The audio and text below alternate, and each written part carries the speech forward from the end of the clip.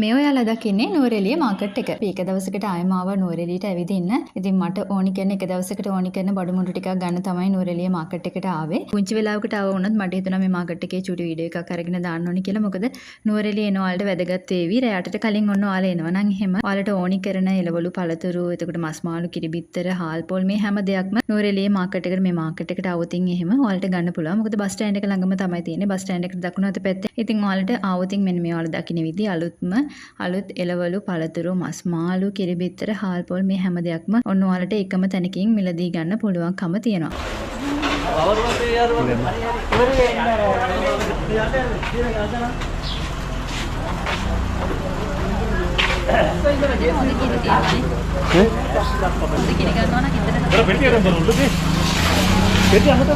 අවසරය දැන් මේ ටයිම් එකට මෙතන මාකට් එක වහනවා. ඔව් ඒක එහෙ දාලා ඉන්නේ.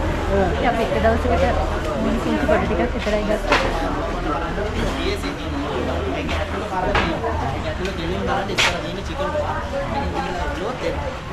ලොකන් මිනිස්සුන්ට ගණන් අඩු වෙලා.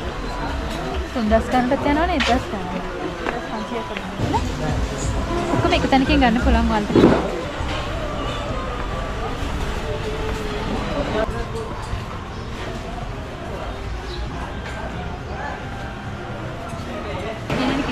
ගන්න නැත්නම් හා බලන්න. සීනි කෙසෙල්